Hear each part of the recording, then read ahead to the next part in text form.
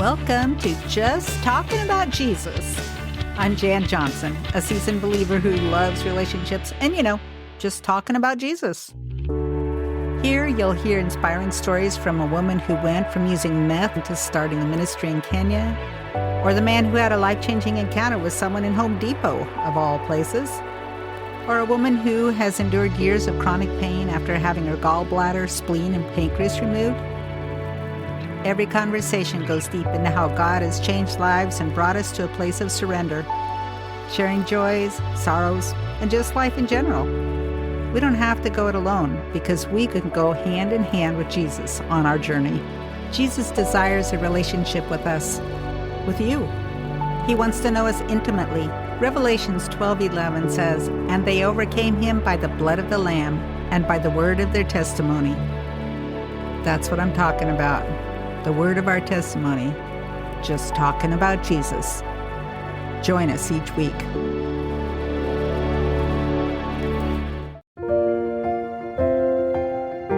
Part of my challenge too, part of my journey has been because I learned to mask pain, that I was even masking my pain with him. So part of my journey that I had to walk through was not pretending with him and actually giving him my real pain, not my little polished and glossed and, perfectly packaged pain. Because, that was definitely one of my challenges.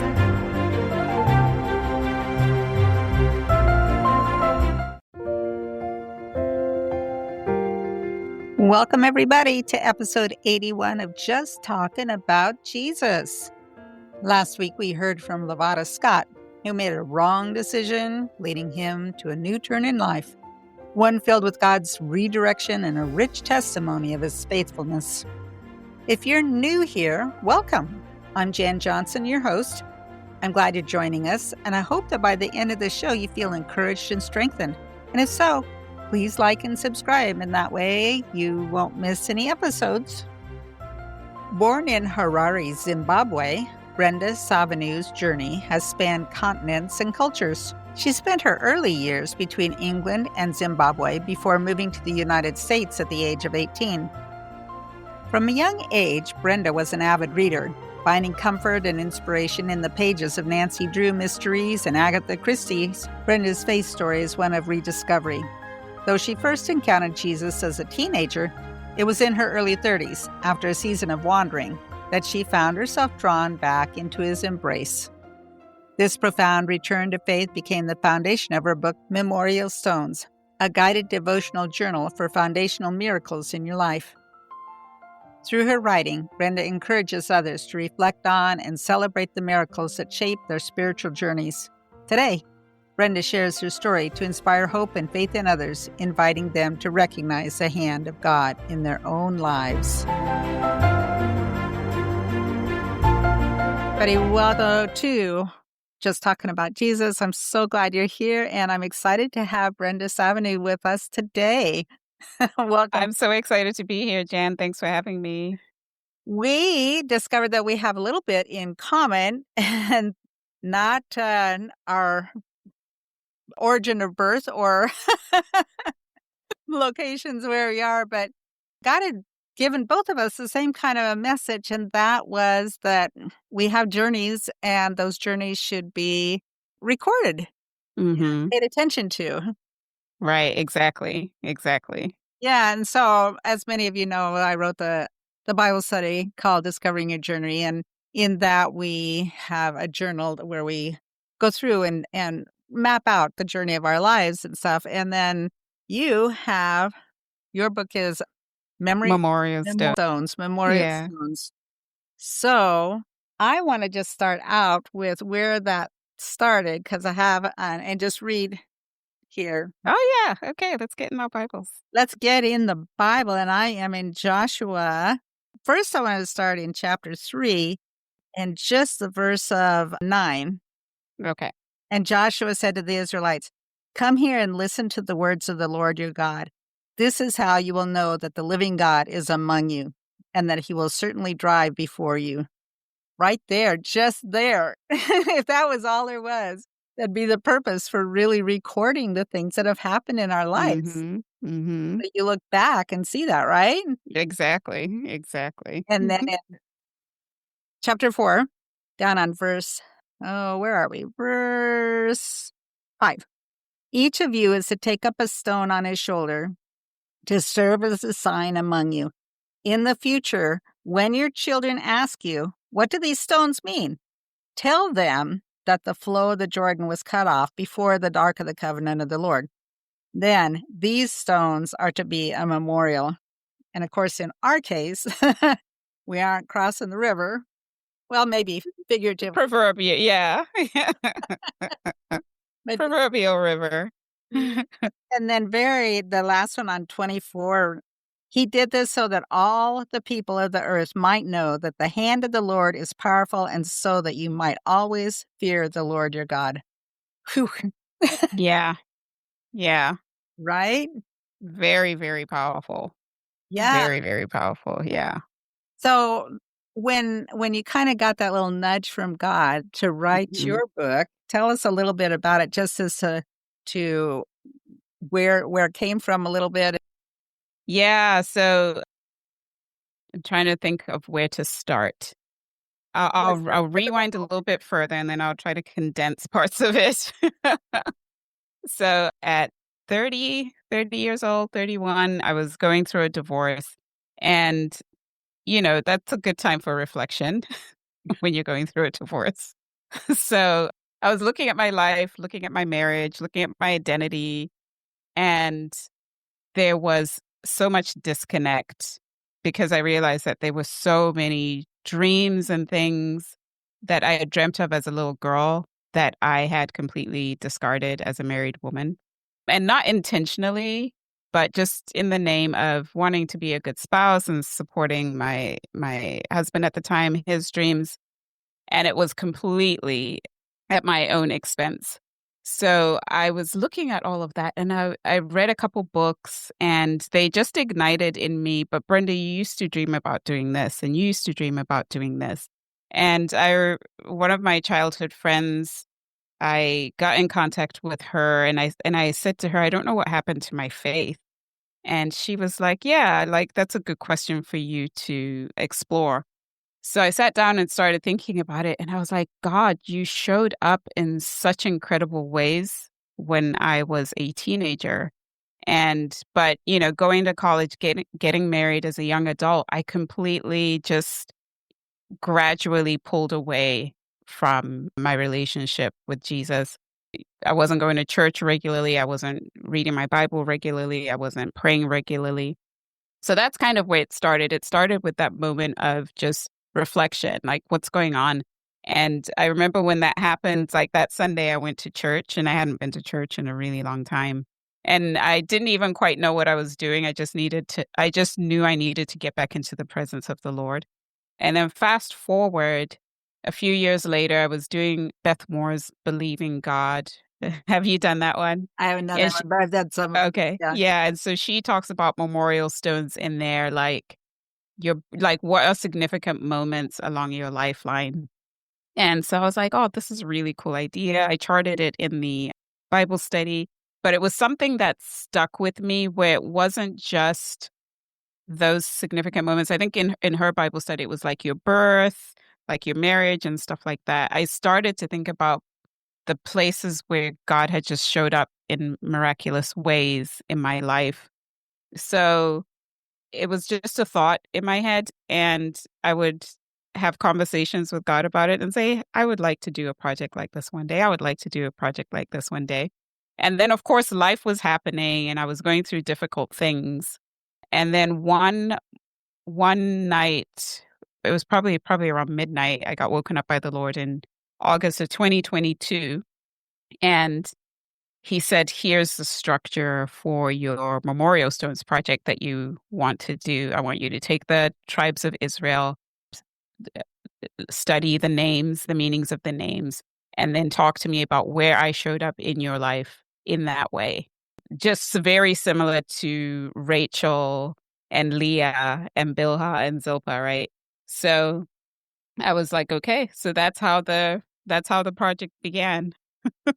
Don't you love how he just drops something in your mind and you're thinking about it, but then when he goes, "Okay, here's how you're gonna do it." Yeah. And I have things like in a dream or something about how something is gonna happen or pull together when it's like, "Oh, that's a good idea." Mhm. Because I guess God never sleeps. Exactly. And I've learned I dream a lot, and so I've learned to say to him, for my nighttime prayers, like, if you want to keep talking to me, you're welcome to. Uh, yeah, had another podcast and he was saying, in the morning just saying, "Well, walk with me, Lord." And he's going and he stops and he says, "I'm always walking with you." Where are you? You're just not you're the one that needs to be. That's so funny. I have a friend very similar. She always says, "All right, Jesus, come on, let's sit down." And she said it one day, and he was like, "I'm already sitting down. You're the one who isn't." I know, I think we gotta reverse some of our thinking. Ah, I so each of your chapters is based on a different Yeah, it's character based than on the each of the names of the tribes of Israel. okay. And Okay. then also including Manasseh and Ephraim, even though they're half tribes. So it ends up being 14 stones we have. And each thing that God taught them in there is what it so that's really Yeah. similar to what I've got. So because I go through mine is set up as because of this happened resulting in, so it's kind of a secular, I wouldn't be here Okay. if this had not happened, and those type Mm. of things. But then I take that same format with Ruth, Jonah, Joseph, and David. And so then it goes Oh, through where was God in those situations where they took him because of this has happened, and whatever. Where was God there? Where in your life have you seen the same kind of things happen as well? that's so good. Yeah. So, That's similar. Yeah. I love yeah, that. I can't wait to check out your Bible I know studies. the same. Yeah. So yours is set up to do that you could do as a singular Bible study or with other people? Yeah, it's set up you can do it singular, but doing things in community is always Way great better. too because you get to process while you're doing it. Mhm. So I think most of my readers so far have done it as individually. I'm hoping I have some like group book like bundles. I'm hoping that some people might engage in it in a group setting, Mhm. and that I could pop in on their group and just see how things are going. Yeah, because you could pop in just on a Zoom as well. Hmm. I thought Yeah. about that as well. Yeah, that's something I would like to do. Actually, a friend of mine, she purchased my book and then she leads a Bible study. So she gathered some of her friends and they did it. Mhm. And then on their last session, I just popped in on their Bible study. So that was fun. Yeah, Yeah. mine I included videos, short videos of my personal stories of whatever Oh, we that's went through. awesome. I love that. Yeah, so it just Yeah. makes it a little bit more personal to yeah. It does, because then they see the face and they hear the personal stories. And I think it's the personal stories that help us to connect with it in our own lives where it doesn't seem like hard to grasp. Mhm, mhm. And Mhm. you see somebody else is going through it too. No. Exactly, exactly. Yeah, yeah. Yeah. Yeah. So, oh, deep subjects. So, what about have you seen, like, some ripple effects of some things that have from your stones, what let's say, I don't know, name one of the things that you were your moments.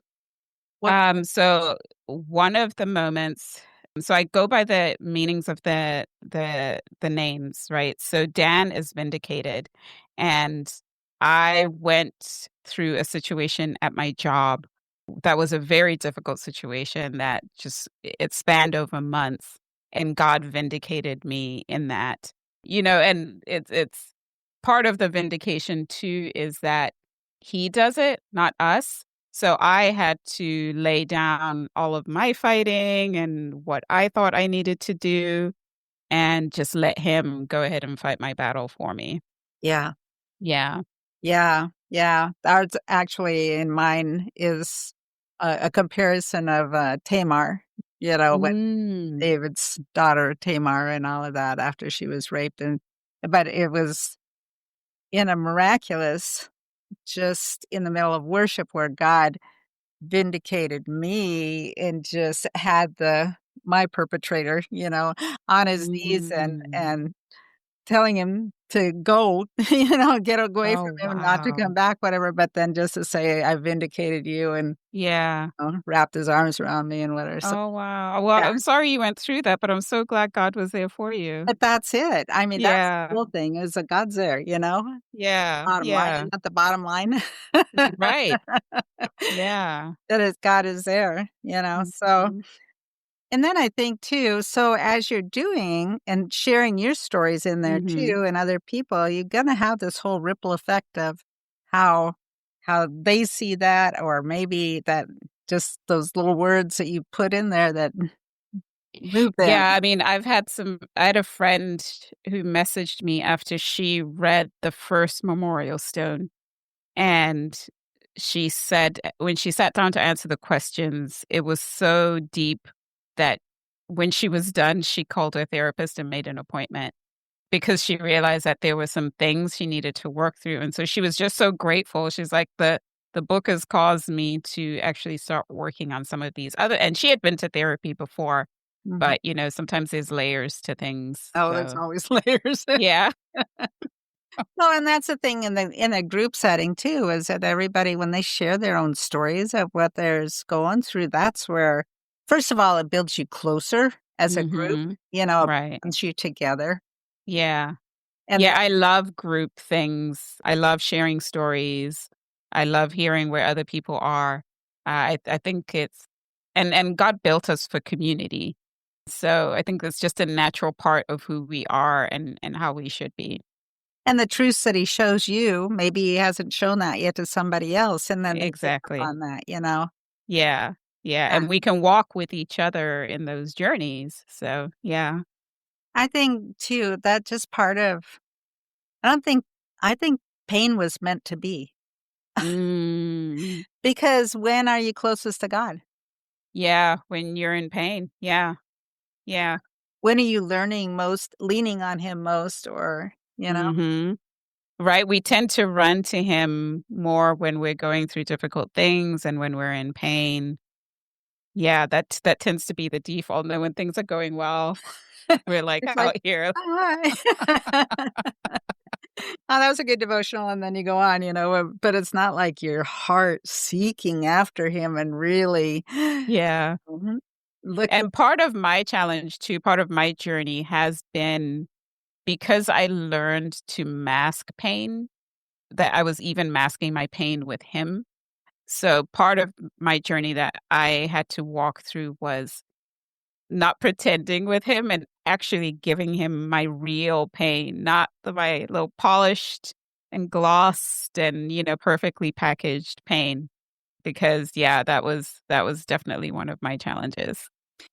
well, 2 things happened there. One is you got to know God better, Mhm. and then you trusted him more, Yeah, yeah, because all of that takes trust, exactly. you know? Yeah. And that was the part that at the end of it, it was like, "Oh, you're not actually trusting me with the fullness of your pain, Brenda. Like, I want all of it." And I'm like, "Oh, I don't know that I can trust you with it." But you found out. I did. I did. Yeah, absolutely. Yeah, and Yeah. And funny oh, go side ahead. effect is that he already knew everything. He did. He did. And he just wanted me to know that I could come to him with all of that and to know that he wouldn't react the way I had experienced other humans react with my pain. So, yeah. Mhm. Mhm. Mhm. Yeah. Yeah, I think and, it's a whole father thing too, if your dad wasn't part of your life or didn't wasn't what you thought he should be or something, and then you project that onto God too, then that's, you know Yeah, that was a big lesson for me as well. I remember I thought I knew him as father, and then one day he said to me, "Actually, you know me as provider. You haven't gotten to know me as father." And Mm. I was like, "Oh." Well, you haven't gotten, at that point had not gotten to know him as Abba Father, Mhm. as daddy, Yeah. as your Yeah. daddy, you know? Exactly. Yeah. Yeah, Yeah. because there's so many facets, Mm, friend and father and daddy and provider and, mhm. all of those Yeah. Yeah, things. that was hard for me. That was one of those where I had to give him that pain, and because I could tend to be a perfectionist, right? So I'm like, "No, no, no, no, like, my relationship with you has been great. I have been seeing you as father." And he's like, no, no, you haven't." So Yeah, it's a tiny reflection, what you mhm. see instead of the whole sunrise, right? Yeah, yeah, yeah. There's a little bit So of gold. What mhm. what has been one of your moments where you needed courage? So one of the times was this was the first time this ever happened. God told me to leave my job, and single, had just purchased a home, so I'd used up a good amount of my savings. And he said, "Yeah, no, it's time for you to rest." And that was the scariest thing at that time. That was that was the scariest thing to date. And so even I knew it. I don't know if this has ever happened to you where you actually know something God is telling you, but you're like, "Oh, let me fast and see what he's gonna say about this." Sounds like the fleece, huh? Yeah. Yeah. Let me let me see if there's dew on there in the morning. Then we'll see. Well, let's see if there's no dew on there the next morning. Right? Then I'll Yeah. really know. Yeah. So, like, I knew it. I knew he was leading me in that direction. I just didn't like how he was doing it. And then I was like, "Oh, let me just fast. I'm gonna fast for 3 days." And day 1 of my fast, in the afternoon, a friend of mine texts me, and I hadn't talked to her about what I was thinking. I hadn't told her I was fasting. She didn't know I was thinking of leaving my job. And she said, "Yeah, I had a dream about you last night. You left your job." Okay. And then even after that, I'm like, "Oh, now I gotta do this." I started writing my letter of resignation, and I wrote it, and even then, I just, like, stared at it because 'cause I'm like, am I really gonna do this? This is scary."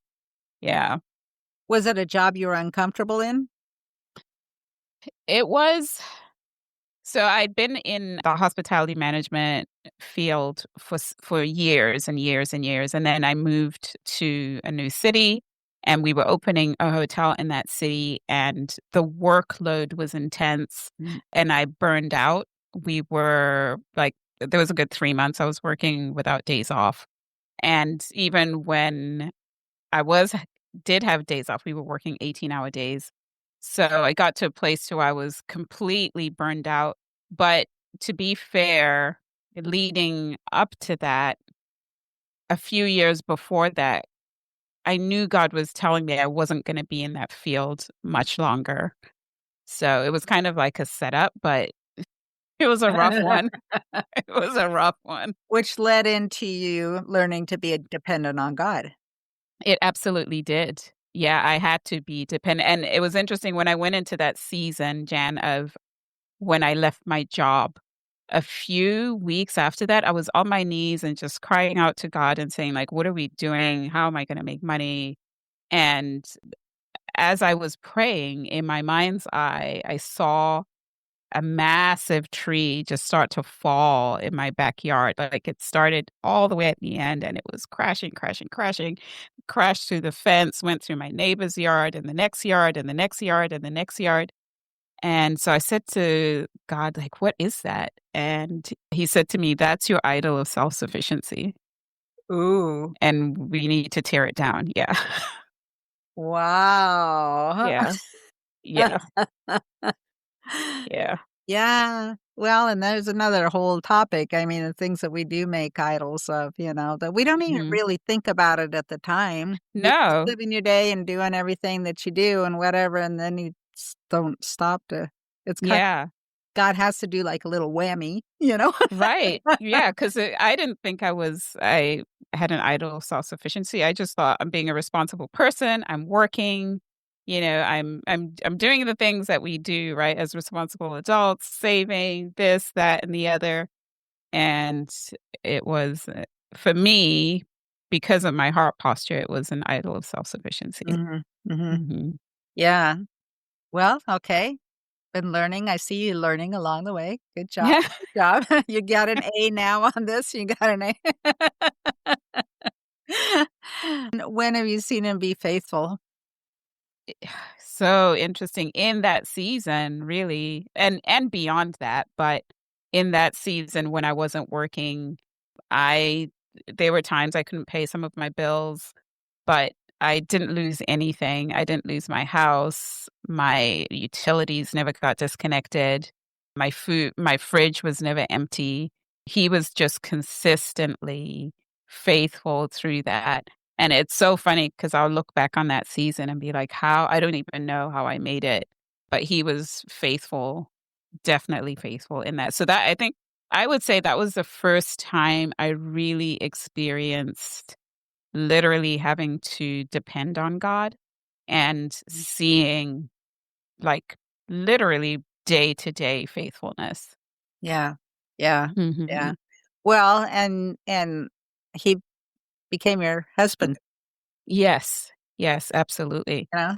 Yeah, absolutely. I had to he was my husband, he was my everything. I didn't have anyone else. And Jan, I'll be honest with you, it's not like I just in that season that I wasn't working that I was just content with that. I did go out and look for jobs and I would get rejections for jobs that I was well qualified for, like rejection after rejection after rejection. And then eventually I did just find like a small job serving and for some reason, he allowed me to go to that job, but I never made enough money to pay the bills. And then one day he said to me, he reminded me of that scripture in Proverbs about not being a dog that goes back to its vomit. Oh, Yeah. okay. Yeah. All right. All right. What other plans do you have for me then? Right. I'm listening. So the next day I resigned from that job. Oh my goodness. Oh, geez. So you do something that you call clarity conversations. Well, tell us Hmm. about that. Yeah. So my clarity conversations, I found that I had a gift. If like friends would tell me, oh, whenever I have a conversation with you, I can see clearly what ideas I have, and you show me the thread on how to make these things work. And so with the clarity conversations, it's about so what happened with me was when I sat on my bed and reflecting at 30 when my divorce was happening, I realized that there were so many dreams I'd put on the shelf because of life. And it wasn't horrible things. It wasn't a bad thing for me to support my husband. And so with the clarity conversations, it's particularly for women over 40, right, who've lived life and who've had to put things on hold. So we have a conversation about what are the things that you've put on hold and how do we get to a place to where you can actually start doing them and activating them. And I help just guide through and find a good starting place, a sustainable starting place to start with that. And even if, because sometimes women come to me and they're like, I don't even know what I want to do. But through having conversation, I can draw out what they want to do. So, Mhm. yeah. Wow, that sounds amazing. Yeah. Yeah, what Yeah. a ministry. Thank you. Thank Yeah, you. yeah. Yeah. And Yeah. again, when you go back, you can look through all of your stones and say, "I've been here, you know, Hmm. and here's where maybe I can see that in you, where maybe this is how God could direct you." And Yeah. Yeah. I have a friend who we've done a couple of them, and each time, like the first one got her to a specific place, and then the second one got her even further. So yeah, it's really great. I enjoy doing it. It's like so easy for me. Uh-huh. So, yeah. Yeah. Yeah. Well, then it's a gift. Thank you. Yeah, Sure. it is a gift. And that's another interesting thing too. I think even in my journey with the Lord was learning what are my gifts and how he wants me to use them. That was challenging. I don't know if it's been the same for you, but just learning like, oh God, this is a gift and you want me to use it. Because there've been even this gift of writing, I squashed it because I didn't realize it was a gift. Mm. And so, yeah. Yeah. But then Yeah. again, he only gives you a vision for things that he knows you're going to be able to do, Yeah, exactly. you know? Yeah. Yeah, When yeah. he said to me, start a podcast, I'm going, okay, I'll think about this, but but it has been one of the best things I've ever done. Yeah, that's awesome. I'm so Yeah. glad. Yeah, I watched, your most recent Oh, episode, with and Lovatus. yeah, yeah, what a story. My goodness. Yeah. Yeah. Yeah. Wow. But you look like you were having so much fun. They are fun. Yeah, yeah. Tell everybody how they can reach you. The best way to reach me is through my website, brendasavanhu.com. That's where my book is, and that is where Clarity Conversations is. So that's the easiest place. One-stop shop. Just go to brendasavanhu.com. Perfect. I will put that in the show notes. Thank you. What would you like to leave our listeners with? Yeah, my friends say to me, my friends say to me all the time, they're like, if you whenever you go and ask Brenda, what do you think about this? What do you think about that? She always says, well, have you talked to the Lord? Um, Good advice. right. And I'm always happy to do it with them. So sometimes even on the conversation, I'll just say, well, let's just pause. Let's invite in Holy Spirit. Let's invite in Jesus, and let's just see, what's being said. So the advice that I would give is that I want to leave the listeners with is cultivate your relationship with the Lord, sit with him, listen for his voice, whether it's through doing your Bible studies or my journal or just reading the Bible, however you do that. I think the most important thing is that we have to sit with God, hear his voice, know his voice, because ultimately he's the one who's going to guide us through all of these things. And then even in the stories I've told and how I squashed my gifts, had I been listening to him, I wouldn't have, right? I would have been working in my gifts a long time ago. Mhm. So, Yeah. yeah. Yeah. Oh, so good. All right. Thank you, Brenda. Thank you so much, Jen. This was so much fun. Well, that was a lot of fun. Brenda Savanhu was a delight to have a conversation with. As you heard about her book and what I have come to as well, writing those milestones, those places where God showed up visibly or audibly, those redirections or detours, keep track of them. You don't have to buy her book or my Bible study to do this. Get a journal or even a spiral notebook. Or maybe jot them down in notes on your phone or in your calendar. But do something so that the next time you hit hard times, you can go back and see where he was right there with you. And share those memorial stones with your family, your friends, your pastor, those who need encouragement. I'll leave you with these scriptures, Joshua 3:9. And Joshua said to the Israelites, "Come here and listen to the words of the Lord your God. This is how you will know that the living God is among you, and that he will certainly drive before you." And Joshua 4:5, "Each of you is to take up a stone on his shoulder to serve as a sign among you in the future. When your children ask you, 'What do these stones mean?' tell them that the flow of the Jordan was cut off before the ark of the covenant of the Lord. Then these stones are to be a memorial." You can connect with Brenda and learn more about her work at brendasavanhu.com, SAVANHU.com. Before you go, are you looking for a fun Christmas read? I've got just the book for you. It's a novella, so you can work it in between all of your holiday things. It's a Hallmark-style second chance romance where Sophie spends her winter vacation at a resort doing activities with kids. The same resort where her fiancé proposed to her 3 years earlier, and then broke up in a text, the jerk. And surprise, he's at the same resort. Only this time he has a 4-year-old spunky daughter. Hoo boy, how is this gonna work? You'll have to find out. Go to my website, jan-johnson.com, where this book is 25% off and free shipping. Just so you know, when you buy a book from Amazon, the author gets less than $1 for their book. If you buy direct, they receive much more. Thanks for joining in today. We'll look forward to being with you next week in your home, your car, taking the dog for a walk, doing chores, whatever. Have an amazing, blessed week.